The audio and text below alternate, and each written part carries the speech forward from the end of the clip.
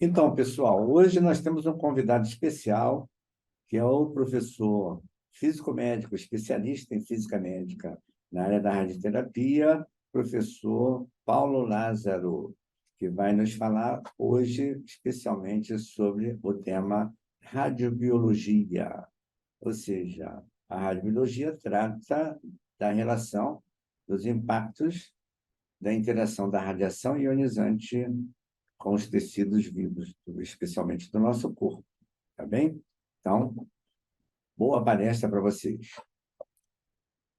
Quando a gente tem a interação da radiação com a matéria ela atravessa algumas partes do nosso corpo, né?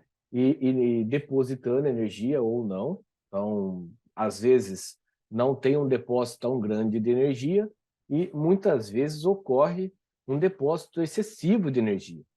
Mas, lembrando que, então, o que vai depender esse depósito de energia? Vai depender do tipo de partícula, do tipo de radiação que eu estou lidando. Então, será que nêutrons, eles são absorvidos no nosso corpo da mesma forma que são absorvidos o raio-x no diagnóstico? Será que são absorvidos da mesma forma do raio-x da radioterapia? Então, a gente vai ver se isso se verifica, né? Então, existe diferenças entre você irradiar uma pessoa com nêutrons daquela que você irradia com partícula alfa, daquela que você irradia com raio-x. E também depende de uma outra coisa a interação da radiação com a matéria. Depende também da energia. Se essa energia é alta, se essa energia é baixa, depende, tá? Então, nós vamos começar a ter um entendimento de como que eu devo lidar nesses aspectos da interação da radiação com a matéria e qual que é o efeito que ela vai ter no nosso corpo. Como que eu vou chegar a contribuir para a morte de um câncer? Como que eu vou ter ideia o que ocorre dentro do nosso organismo quando existe a radiação particulada e quando ela é uma radiação eletromagnética, como é o caso do raio-x, que é utilizado nas máquinas dos aceleradores lineares, né? Então, quais são essas influências no nosso corpo? A gente vai estar dando uma olhada agora, né? Todo mundo está, acho que, vendo aí a parte da introdução. Acho que está um pouquinho de ruim aqui, que eu... Não sei como que tira essa parte. Mas acho que dá para só olhar, né? Então, todas as entidades vivas são constituídas de protoplasma. Então, a gente começa lá pela biologia. Já que é radiobiologia, eu preciso conectar a radiação com a questão biológica. Então, a questão biológica vai envolver a formação da célula, dos tecidos, do órgão, né? Então, todas as entidades vivas são constituídas por protoplasma. Então, o que consiste esse protoplasma? Em compostos orgânicos e compostos inorgânicos, dissolvidos numa suspensão em água, né?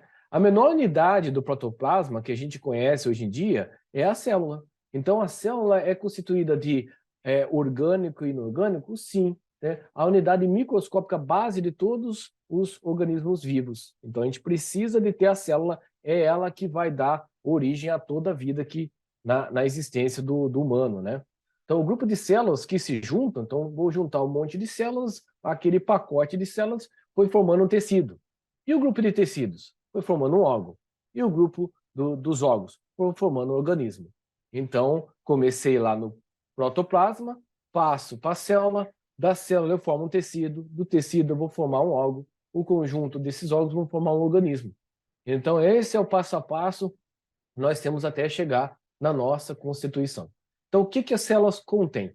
Então, as células contêm os minerais, a água, que são chamados de compostos inorgânicos, tá? E os compostos orgânicos, que são as proteínas, os carboidratos, ácidos nucleicos, lipídios, né? Então, esses são os compostos orgânicos. Quando a gente fala em composto orgânico, né, a gente tem a gente fala água, sais minerais. Então, a proteína, quando a gente pega essas cadeias mais longas, né, então são constituídas de muito carbono, hidrogênio, nitrogênio, são bases nitrogenadas, então a gente vem para esses compostos orgânicos, né? Os dois principais constituintes de uma célula são o citoplasma e daí o núcleo. Então, dentro da célula, ela constitui o organismo, né?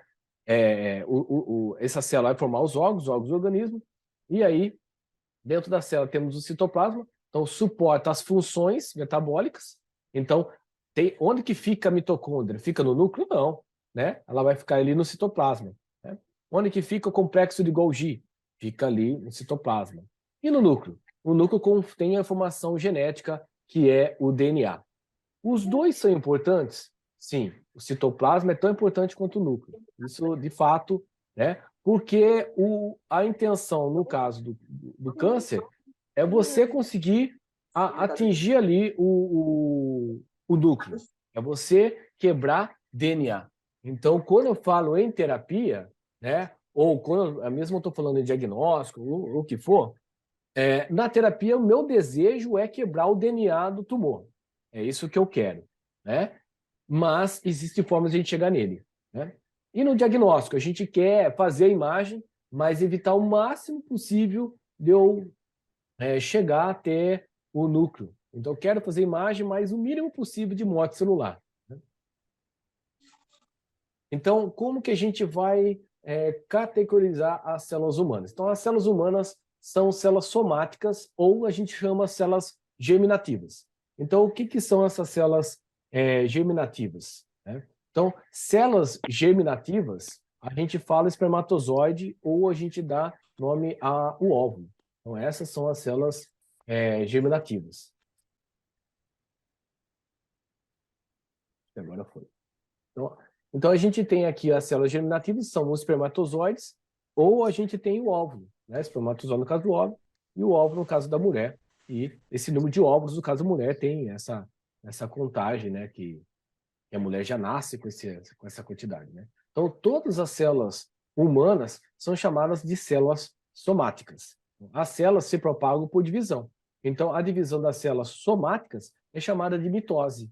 Ah, Paulo, então a gente constitui uma diferença entre célula germinativa e a célula somática? Sim. Quando a gente fala de célula somática, a gente está falando de mitose. É um período pelo qual essa célula vai estar sofrendo divisão celular, né? Então, o que essa célula somática é importante? No caso da nossa pele, eu preciso que ocorra mitose, porque eu quero reproduzir novas células de pele. No caso do meu fígado, eu quero fazer a transformação do meu fígado e manter ele com a sua capacidade, né? Então, você tem ali as células que em mitose, elas são para reproduzir novas células iguais, idênticas, né? Então, são células filhas geneticamente idênticas, sai com o mesmo DNA. Então, a divisão das células germinativas. Então, quando a gente pega a célula germinativa, ou o espermatozoide, ou um óvulo de uma mulher, é chamada de meiose. Então, na célula somática, eu tenho a mitose porque eu quero uma célula idêntica, e no caso das células germinativas, a gente chama de meiose, e envolve duas fissões do núcleo. Então, o núcleo ele se separa, dando origem a 4 células sexuais. Então, a cada célula germinativa, eu vou formar 4. A cada célula somática, eu formo 2, idênticas. Tá? E nas células germinativas, eu formo 4. Envolve 2 fissões do núcleo, dando origem a 4 células sexuais, cada uma possuindo metade do número de cromossomos da célula germinativa original. Tá? Então, ela vai com a metade da informação. E por que ela vai com a metade da informação? Porque a gente vai formar o par, né? Óvulo e espermatozoide, né? Quando a gente vai fazer a constituição. Então, quando uma célula somática se divide, 2 células são produzidas, cada uma carregando um complemento cromossômico idêntico à célula vizinha, né? A célula original. As próprias células novas podem sofrer mais divisão e o processo continua produzindo um grande número de descendentes. Paulo, até agora aqui não vi nada errado em biologia.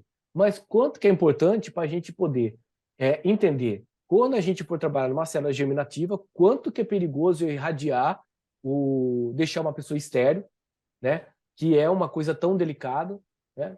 E quando você está irradiando uma pele, ou quando você está irradiando uma medula. São características diferentes. Então, quando você irradia o óvulo de uma mulher, você tem que pensar muito bem que você pode estar gerando descendentes com problema, ou não gerando nenhum descendente, deixando essa mulher infértil ou esse homem infértil, né? Então, estéril, né? Então, a gente tem que entender essas diferenças para que a gente, quando for lidar com a radiação ionizante, saber quais são os impactos, quais são as consequências, né? Então, o cromossomo é uma parte microscópica semelhante a uma fita. Então, é uma fita que contém ali informações, né? Que carrega informações hereditárias na forma de genes. Cada espécie possui um número de características de cromossomos. Os humanos têm 23 pares, 22 são sexuais e são cromossomos não sexuais, são somáticos, e um par de cromossomo é sexual. E o que é esse gene, né? Já que ele possui 23 pares, né? Que são os genes? O gene é uma unidade. Então, o gene é uma unidade que vai possuir as informações características de nossos pais, características que vêm de gerações. Então, o gene é uma unidade de hereditariedade que ocupa uma posição fixa em um cromossomo. Então, nossa, quanto é importante o gene? Sim, ela vai constituir a sua base. Você vai poder olhar para o seu passado através de olhar para o gene, né? Então, aqui, né? Então, e a radiação nesse caso? A radiação é classificada em duas categorias principais. Temos a radiação que é não ionizante, ela não pode ionizar matéria, e temos a radiação ionizante. Quando a gente está falando de um micro-ondas, quando a gente está falando da luz, quando a gente está falando de uma parede que é aquele cimento, ele emite radiação, emite, mas é uma radiação não ionizante. Ela não tem a capacidade de pegar ali o elétron do meio e retirar, né? E deixar em desequilíbrio aquele meio, deixando ele ionizado, deixando ele propício a receber elétrons. Não, não é isso que ocorre, né? Não é isso que ocorre. Então, você tem ali, quando a gente pega o micro-ondas. E agora, quando você vai para imagem, medicina nuclear, né, e a radioterapia, você já está falando de radiação ionizante. Seja uma mamografia, seja medicina nuclear, né, seja numa gama-câmera, né, num acelerador, você está falando de radiação ionizante, e aí ela pode ionizar, ela pode retirar o elétron, e aí a gente precisa saber qual que é o impacto, né, dessa radiação, né? Então, aí que começa o perigo, né? Então, aí nós temos então dentro da radiação ionizante, que é o que importa para gente, seja na radioterapia, né, medicina nuclear e tudo mais, na parte de mamografia, né? Então nós temos aí a divisão da radiação ionizante, que é a radiação diretamente ionizante. Então a gente chama ela de partícula carregada, então um elétron, próton, uma partícula alfa, um íon pesado, né? Então a gente pode chamar ela de diretamente ionizante. Perceba, né, o elétron possui aqui carga, próton, carga, partícula alfa, carga, íons, carga. Então, partículas com carga são chamadas de partículas carregadas, tá? Lógico que dentro das partículas carregadas, nós podemos ainda fazer uma divisão, uma subclasse entre partículas carregadas pesadas, como no caso da partícula alfa, né, íons pesados, e a gente também pode falar até mesmo próton, dependendo da situação, e elétrons, ou pósitron, que são partículas carregadas, só que leves, tá? E temos a radiação indiretamente ionizante, que são os fótons, né, raio-x, raio-gama e os nêutrons. Então a gente fala aqui de partículas neutras, né, não possui carga, tá? Então, partículas sem carga e partículas com carga. Então, essa é a divisão da radiação ionizante, tá? E esse cara aqui chamado LET, né? Então, quando a gente faz a categorização da diretamente ionizante e a indiretamente ionizante, nós precisamos saber o poder dessa ionização. Então, como que a gente vai categorizar o poder dessa ionização? Pelos valores do LET, que é chamado transferência linear de energia. É quanto que essa partícula consegue entregar de energia no meio. Então, quando a gente vem aqui para a radiação, por exemplo aqui, 250 kVp de raio-x, nós temos um LET aqui de 2, né? Quando nós vamos para o cobalto, esse LET diminui. Então, veja que ele não tem um poder de ionizar tão grande. E aí eu venho para 3 MeV, eu venho para o raio-x de 3 MeV, que é usado, né, era usado mais no passado. Hoje nós temos de 6, mas fica nessa categoria, por volta de 0,3, 0,25. e 1 MeV de elétrons, uma terapia de elétrons, tem um LET, uma entrega de energia de 0,25 keV por micrômetro. Então, percebam, um raio-x de 250 tem uma entrega de energia muito alta, perto do cobalto, perto do 3 MeV, perto do elétrons. Mas por quê? Porque a gente vai falar que esse 250 kVp, por mais que seja fóton, ele não se comporta muito bem como um fóton, ele acaba se comportando como uma partícula quase que carregada. Por mais que, né, que ele não... Ou com uma massa, parece que ele tem uma massa, parece que está um caminhão batendo na pele. Então, ele de 2 para 0,3, nós temos aqui 6 vezes diferença, então é bem grande essa diferença, tá? Então, é normal isso? É normal. Então, se eu irradiar uma pessoa com 250 kVp, vai ficar a maioria da energia dela logo na pele, que ela vai entregar tudo na pele. Na medida que eu aumento a energia, eu vou para o cobalto, que é por volta de 1,25 MeV, então veja como ele ioniza menos, 0,3, perto desse cara aqui são 6 vezes menos. Então, por isso que o cobalto penetra mais, tá? Então ele é um pouco mais penetrante, então ele consegue passar um pouco mais a matéria, tá? E aí nós temos prótons. Então, desculpa não ter mostrado, eu vou mostrar de novo. Então, esse slide ele vai mostrando justamente as diferenças entre o poder de ionizar, né? Então, quando a gente pega aí 250 de raio-x, a gente fica achando assim, mas isso aqui não tem força. Não, ele não penetra muito, mas ele entrega tudo na pele. Então, olha, não serve para você irradiar um paciente que precisa tratar a próstata. Com 250, ele não tem poder de penetração, vai ficar tão vermelha só a pele do paciente, então você ia gerar nesse paciente aqui um grau de toxicidade enorme.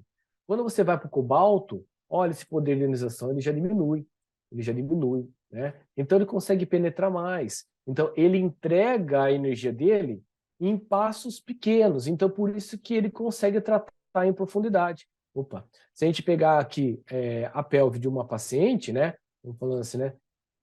Pegar aqui a região pélvica. Então, você emitir uma radiação aqui com um feixe de raio-x de um cobalto ou um feixe de 6 MeV de fótons, então ele vai conseguir penetrar e entregar energia em profundidade. Enquanto 250 kV vai ficar aqui, ó, na pele da paciente, tá? Então, é importante entender disso? Sim. Então, e prótons? Prótons de 10 MeV, olha só uma partícula carregada aqui, 10 MeV, possui 4,7. Olha só que é maior do que o 250. O que vai acontecer? O próton de 10 MeV, ele vai acabar com a pele desse paciente. Pode ser usado na radioterapia? Não. Esse cara aqui não. Quais são os prótons que são utilizados na radioterapia, Paulo? Olha só, pessoal, vai de 60 até 250 MeV. É uma energia absurdamente alta para você tratar um paciente. Então, os equipamentos de próton-terapia são gigantescos, são enormes, para você conseguir gerar essa energia que vai de 60 a 250. Tá? Então, ele consegue penetrar bastante no corpo do paciente? Consegue. Mas olha a energia. Nesse caso aqui, eu coloquei uns 150, né? 150, veja como baixou já esse poder de penetração. 0,5. Tá? 0,5. E se eu usar 250, vai diminuir um pouco mais ainda, e aí que eu consigo tratar uma próstata com prótons? Consegue, sabe? Consegue. Então, o feixe de prótons, ele é um feixe misto em termos de terapia. Não é como uma máquina de acelerador, não. Você coloca 6 MeV e ele é 6 ali, colocando, né, em média é 2. Mas se for 6, né, 6 a gente divide por 2, né, para achar qual que é a energia média. Então, se um feixe é de 6 MeV, ele tem por volta de 2 MeV de energia. Então, ele não é usado com 6. O 6 é o pico da máquina, né? É o kVp, é o pico. Né? Então, a média é 2, 1/3 da energia. Então, o feixe de prótons é uma mistura. Então, ele vai de acordo com o protocolo que o médico está tratando, né, o local da região, ele faz essa mistura de feixes para a gente. Né? Os valores de LET para outras radiações menos comuns, né? Então a gente tem aqui nêutrons, né? 12, né? Partículas carregadas pesadas de 100 a 200, então fica só na pele desse paciente, né? Então, tem um poder de mineralização enorme, né? Mas fica muito restrito à pele. Então, o ciclo de proliferação celular é definido por 2 períodos. Então, a gente falou da mitose, que é a parte somática, né? E a meiose para a célula germinativa, e vamos falar um pouco da mitose. Então, a mitose, onde ocorrerão a divisão, básico. Então, temos aqui a mitose e ela é dividida, né? Então, temos aqui a porção da mitose, né? Temos a porção da mitose. Depois da mitose, né, temos aqui um período chamado G1, S, e temos um outro período chamado G2. Tá? Esses são os períodos do ciclo celular. Né? Então, porções SM do ciclo celular são separadas por 2 períodos, que a gente chama de gap. O gap 1 e o gap 2. Tá? Então, quem são, né, esse gap 1 e gap 2? Né? Então, o gap 1 e gap 2, quando, respectivamente, o DNA ainda não foi sintetizado, e depois, em G2, o DNA foi sintetizado. Onde que ele é sintetizado, Paulo? O DNA é sintetizado na fase S. Tá? É ali que ele é sintetizado. Então, o G1 precede a síntese. Tá? E G2 é pós-síntese. Então, antes, né, do DNA, o DNA está aqui, antes do DNA, né, antes da síntese e pós. Então, e aí eu vou entrar no G2 depois na fase de mitose. E quanto tempo dura? Nossa, porque isso é importante, que você está falando um monte de fase aí, que isso vai importar? Vai importar que a gente vai chegar lá, como que a gente faz para destruir de forma mais fácil as células. Tá? Então, a fase S, para mostrar quanto tempo dura de 6 a 8 horas. A fase M, 1 hora. G2 está na faixa de 2 a 4 horas e G1 está no intervalo de 1 a 8 horas. Então, a fase dura muito, né? Vamos colocar assim, de 6 a 8, a fase S dura bastante. Bastante, anota aí. Então, a fase S dura muito. Olha a fase M. Inferior a 1 hora, normalmente. Inferior a 1 hora. Dura muito pouquinho, tá? Então, por que isso é importante? Porque na fase S da célula, a célula está mais radioresistente. Então, para matar uma célula na fase S, é mais difícil. Então, Paulo, e a fase M? A fase M é onde a célula está mais sensível. Ela está mais sensível, ela chora? Não. Ela está sensível, no caso, para a radiação. Tá? Não, ela não está chorosa, não. Ela é muito sensível, ela gosta ela escuta uma música e fica muito sensível. Não é relativo a isso, não. É relativo à sensibilidade à radiação. Então, onde que é mais fácil eu matar uma célula? Mais fácil você matar uma célula na fase mais sensível. Qual o problema, Paulo? O problema é que a fase dura pouco. Tá? E aí que eu venho dentro da radioterapia, não sei quem trabalha com radioterapia, mas existe também a radioterapia concomitante junto com a quimioterapia. Já ouviram falar disso aí, né, gente? Dessa tipo de terapia, né? Então o paciente faz rádio e faz químio. Já ouviram falar ou não? Já. Já, né? Então, Sim. E fica imaginando, para que servem muitos quimioterápicos, pessoal? Para que serve?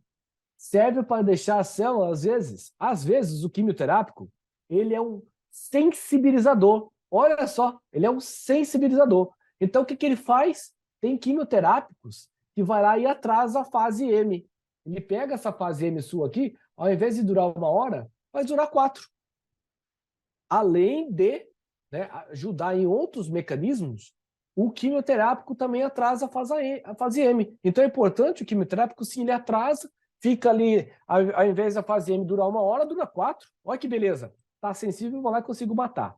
Então tem quimioterápicos que servem para isso. Lógico que hoje já existe até a imunoterapia, que são outras formas de você chegar no mesmo propósito, né, juntamente com a radiação, e que tem outros mecanismos que são de crescimento celular, né?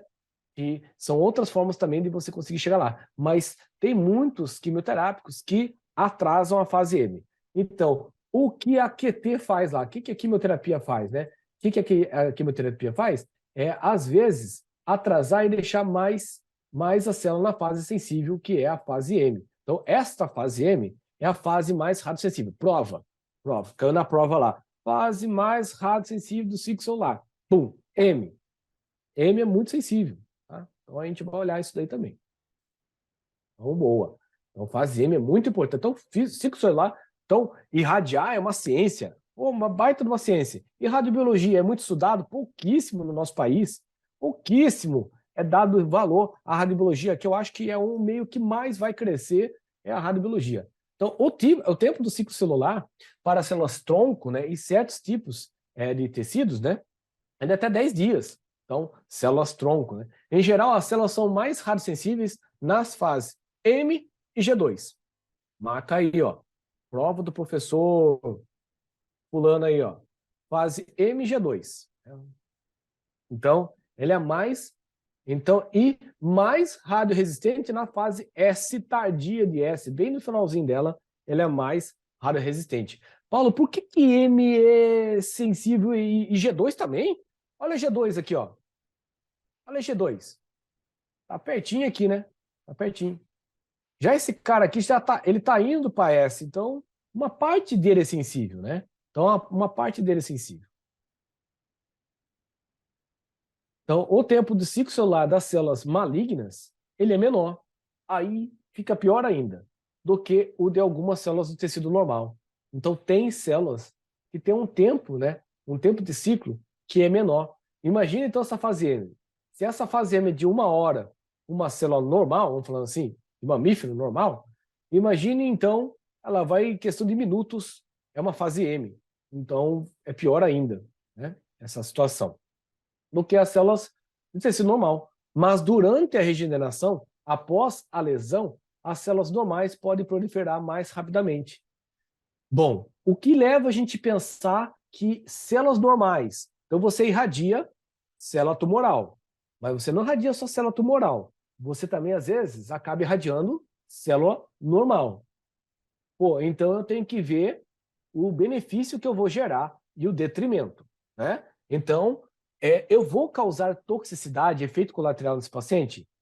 Então, para se fazer omelete, eu tenho que quebrar os ovos. Eu entendo, mas não vai quebrando muito ovo. Não vai quebrando muito ovo. Então, como que é o mecanismo? Você tem aqui a região do tumoral, em vermelho, né? E vou colocar a região aqui em verde, uma região de um órgão sadio, né? Então, a gente vai acertar a irradiação aqui com o amarelo, vai acertar um pouco do tecido normal, então, ó, normal, e tumor em T aqui, a gente vai acertar com a radiação um pouco dele. Vai acertar, mas não todo. Beleza, você tem acerto. Então você vai usar o princípio o quê? Você vai focalizado, você quer acertar apenas o tumor. Ótimo, você acerta apenas o tumor e evita o máximo possível de acertar a célula normal. E o que é importante? Na hora de recuperar, a célula tumoral, ó, ela recupera mal, ela recupera muito mal. E a célula normal? Ela tem uma ótima capacidade de reparo. Então, o que você precisa levar para sua casa hoje? A célula normal tem uma ótima capacidade de reparo. Ah, Paulo, por que eu não trato o paciente em um dia só com uma dose bem alta? Bem alta. Porque se você tratar com uma dose bem alta, você vai matar o tumor e vai matar a célula normal. Então, por que você faz fracionamento? Eu fraciono porque fracionando, quem é que tem melhor capacidade de reparo? A célula normal, e ela vence. Então, eu fracionando, o que vai acontecendo? Você tem duas células vivas aqui. Então, vamos colocar assim, as células normal, elas estão caminhando junto aqui e a tumoral. No início, elas estão caminhando tudo bem, estão caminhando juntas. Tanto que as duas estão juntas. De repente, eu estou fracionando, dia 1, dia 2, dia 3, dia 4. Quando começa a chegar o dia 10, 12, 13, 14, o que acontece com a célula tumoral? Né? Aqui, N de número de células. Então, o que acontece com a célula tumoral? Ela começa a cair. Ela começa a cair. Começa a cair o número de células tumoral. Vai matando. E a célula normal? Vai mantendo. Vou mantendo ela. Vou mantendo. Opa! E eu encontro uma diferença entre a célula tumoral e a minha célula normal. E é isso que eu quero. Eu quero manter a minha célula normal e matar a minha célula tumoral. Então, para que é importante fracionar um tratamento? Venâncio, todo mundo aí que está assistindo, André, todo mundo aí, né? Ana. Por que é importante se fracionar? Porque a célula normal, ela repara melhor. É por isso que eu fraciono na radioterapia. Paulo, tem uma outra forma de eu irradiar com uma pancadão de dose e não ter problema? Tem. Se você gerenciar bem esse movimento do paciente e tudo mais, e você acertar apenas só o alvo, garantir que você vai acertar só o alvo. Você vai garantir que vai acertar só o alvo, você vai matar só a célula normal. Por quê? Quanto maior a dose, maior a morte celular, concordo. Mas maior a morte celular de célula normal. Então tem técnicas hoje que você acerta muito bem o alvo e você consegue diminuir bastante a dose na célula normal. Então, ótimo. A célula normal depois faz o reparo e a célula tumoral vai morrer. Então, esse é o mecanismo da morte celular e recuperação. Então, temos aqui as fases, né? Então, em termos de fracionamento, né, e fração de sobrevida, então, quando a gente olha a fase S, né, olhando aqui a fase S, o que está acontecendo, né? Aqui é chamado fração de sobrevida.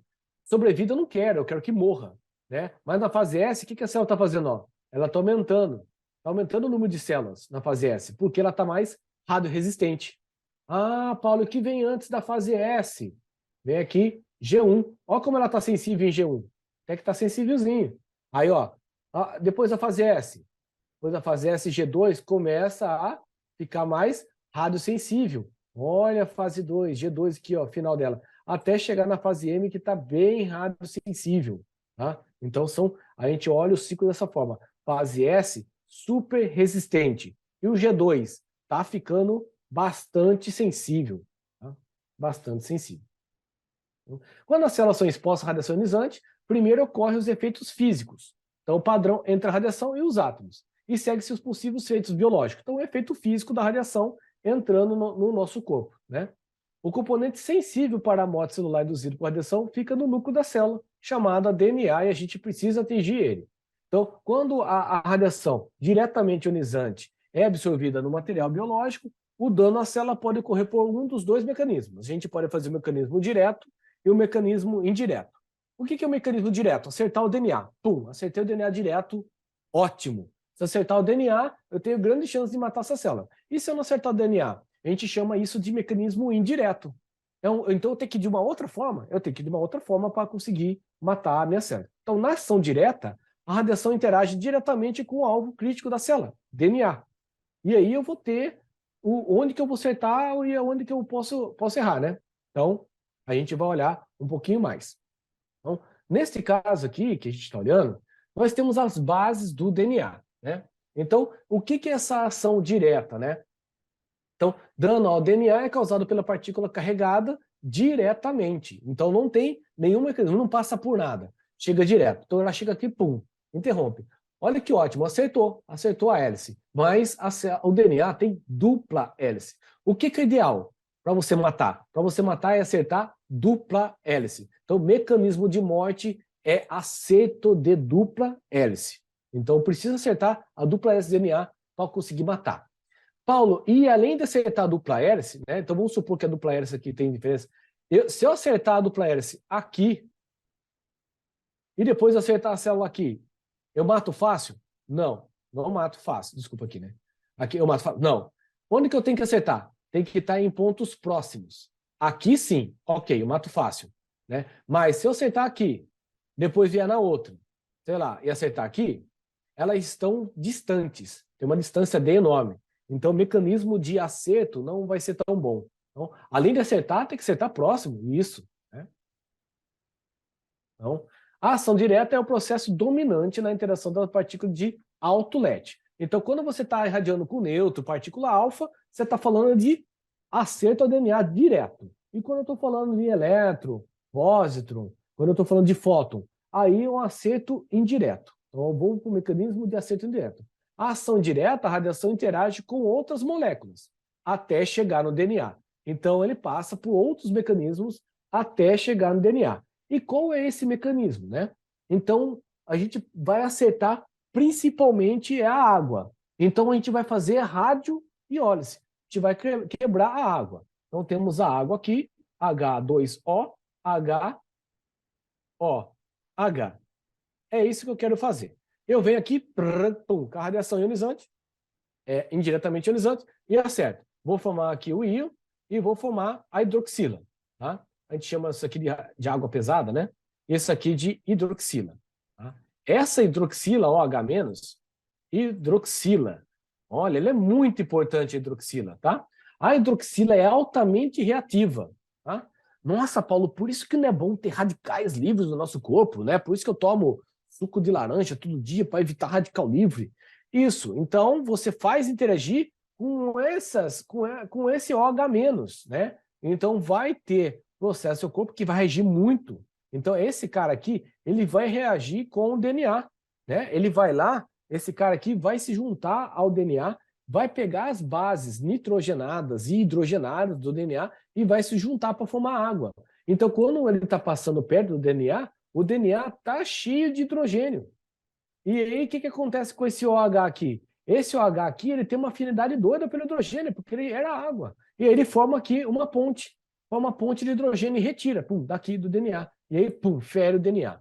Então, como que eu faço para ferir o DNA com fóton, né? Normalmente, você faz isso, você acerta a água. E aí, acertando a água, você forma hidroxila. E essa hidroxila vai reagir com o DNA.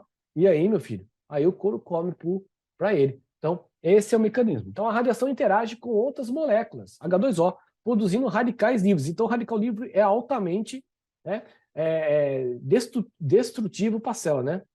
Então, agora, o dano biológico pode ser modificado quimicamente. Então, o primeiro lance é um efeito físico. Fóton acerta a molécula de água. Agora, você vem para o dano biológico, que é a hidroxila, né, entrando com tudo, né? A hidroxila aqui entrando com tudo e fazendo um problemaço aqui para o DNA. Então, esse é o problema, tá? Não é qualquer radical livre que vai fazer isso no nosso corpo, né? Então, aqui estão os três principais, né? O radical livre eletroaquoso, né? Temos aqui a hidroxila e o íon aqui, né? A gente fala aqui o hidrogênio ionizado, né? Que é aquoso também, né? Então, as espécies altamente reativas produzidas na água por meio de reações radioquímicas são, né, o eletroaquoso, a hidroxila e o hidrogênio, o íon de hidrogênio, tá? Esses são os três principais. Então, se vocês forem um dia fazer um concurso, fique ligado nos três principais radicais livres, né? Então, essas espécies reativas causam o dano indireto da radiação. Então, são eles que vão chegar lá até o DNA. Então, os radicais livres, como a água, íon água, né? Água ionizada e a hidroxila, que quebram as ligações químicas e produzem a mudança química que leva aos danos biológicos. E aí você vem para todo o dano ao nosso DNA, né? Então, as etapas envolvidas na produção do dano biológico pela ação indireta dos raios-x são as seguintes. A interação do fóton primário, então vai ter efeito fotoelétrico, efeito cômputo, produção de pares. Então, produz eletroopósito. Então, partículas carregadas de alta energia se movem através do tecido, produzem radicais livres. Então, vou fazer a quebra. E os radicais livres podem produzir mudanças químicas no DNA, né? Então, a gente vai fazer essas quebras. Então, essas mudanças nas ligações químicas vão resultar no efeito. Então, está aqui um resumo, né? O fóton e raio-x, efeito físico, e vai liberar o elétron, né? Acelerado, e vai ter a ionização, então formam os radicais livres. Esse radical livre se recombina, e aí o radical hidroxila pode causar dano ao DNA, responsável por 2/3 dos danos. Tá? E a partir de que ele interagiu com a molécula do DNA, você vem para o efeito biológico. Então temos efeito, começa o efeito físico, vem para o efeito químico, e aí você vem para horas e dias, meses e anos dos efeitos biológicos. Tá? Pode ser de diversas formas o efeito biológico, né? Então, possíveis resultados da radiação. Sem efeito, temos um atraso, apoptose, que é a morte programada, falha de reprodução, instabilidade genômica, mutação, né? Transformação. Então, quando eu irradio até um paciente para tratar a radioterapia, eu quero mutação, mas eu quero um tipo de mutação que vai matar a célula, né? Então, efeitos espectadores, bystander, e respostas adaptativas. Então, escala de tempo envolvida entre a quebra das ligações químicas e o dano biológico vai de horas a anos, pessoal. Então, é por isso que eu venho para qual para qual efeito? Aí eu vou dar origem, né, ao efeito estocástico, que eu acho que vocês já devem ter visto, efeito estocástico, né? E temos o efeito determinístico. Olha, determinístico. Está determinado a ocorrer. O estocástico ele está ligado à probabilidade de ocorrência. E o determinístico está ligado ao limiar. Então, ele tem um limiar para ocorrer. Ah, Paulo, tem um limiar para ocorrer. Então, um câncer está muito ligado ao efeito estocástico. Então, cada vez que você recebe uma radiação, você aumenta a probabilidade de ter um câncer. E o efeito determinístico? Se você irradiar muito o seu olho, você vai ter catarata. Você pode até ficar cego, né? Então, são efeitos determinísticos. Chegou naquela dose, catarata na pessoa, né? Então, se o dano for oncogênico, indução de câncer, né, sua expressão pode ser retardada por anos. Então, pode ter um efeito tardio da radiação. Então, o efeito estocástico é um efeito de longos anos que você recebeu, nem sabia que iria dar esse problema, e aí você parece ali com uma leucemia. Tá? Além da carcinogênese, a indução de câncer, efeitos tardios da radiação inclui reações tardias do tecido, então pode ter efeitos determinísticos como você pode ter uma fibrose, né? Você pode ter deficiência vascular, você pode ter uma pneumonite, um problema no pulmão, você pode ter uma série de problemas que são chamados de resposta de tecido tardio. Né? Redução do tempo de vida, né? Devido principalmente à letalidade do câncer, danos genéticos. Não quer dizer que cada vez que você recebe mais dose, o seu câncer vai ser pior. Não, não. Quer dizer que você vai ter o câncer às vezes mais novo. Né? É isso. Então, dano genético, onde os efeitos podem ser expressos nas gerações subsequentes, você pode fazer uma geração aí com um defeito genético, né? E efeitos potencialmente para o feto. Você pode afetar um feto numa radiação que você está recebendo, né? Então, em célula irradiada pode ocorrer quebra simples, apenas uma fita, né? Então, temos aqui vários tipos de quebra, né? Uma fita só, né? Então, beleza, dá para se reparar bem. E a dupla, né? E aí a dupla causa morte, né? Então, e os tipos, né? Então, temos, no caso ali, a mutação reparada, né? Então, reparo celular, podemos ter a morte celular e podemos ter a carcinogênese. Podemos ter esses três caminhos.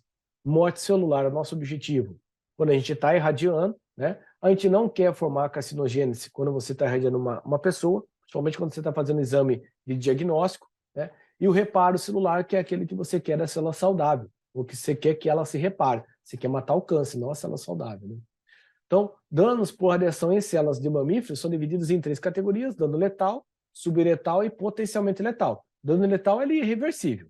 Então, e o dano subletal, que pode ser reparado em horas. Né? Então, mas se ele sofreu um novo dano, se ele sofreu um novo dano subletal, aí pode gerar o acontecimento de morte, pode ser letal. Então, o dano subletal,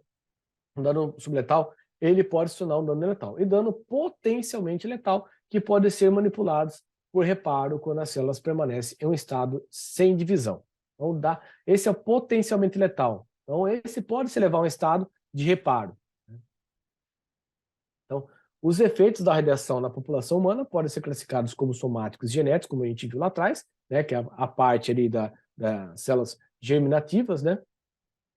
Então, esses são os dois. Então, a carcinogênese se expressa como um efeito somático tardio. É o mais importante no nosso trabalho com radiação, né? Saber que a carcinogênese é um efeito somático tardio. Você recebeu a dose hoje, tô tranquilo. Então, por isso usar proteção, por isso usar capote, por isso que a gente tem que ter aquela blindagem de 0,5 milímetros de chumbo, né? A importância, milímetros, de centímetros, né? 5 milímetros de chumbo. A importância desse cuidado no ambiente, protetor de tireoide para quem está no diagnóstico, e as salas de radioterapia são tão protegidas hoje em dia, né? Não é à toa. Tem toda essa proteção, né? Então, os efeitos nocivos da radiação podem ser classificados em 2 categorias: efeitos estocásticos e os efeitos determinísticos. Então, o que é esse efeito estocástico, né? Então, esse efeito estocástico é aquele que a probabilidade de ocorrência aumenta com a quantidade de radiação que você está recebendo. Então, não há um limite para ocorrer o problema. Então, não quer dizer que quanto mais dose você recebe, você vai ter o câncer com certeza. Não, você aumenta a probabilidade. Então, quanto maior a dose, maior a probabilidade. Então, quais são as conclusões? Não há um limiar. A célula permanece viável, mas com mutação. A probabilidade aumenta com a dose, mas não a sua severidade. Não quer dizer que você vai ter um câncer altamente severo porque você recebeu mais dose. O que quer dizer que cada vez que você recebe mais dose, maiores são as chances de você ter um câncer. Então, efeitos de câncer e os efeitos hereditários.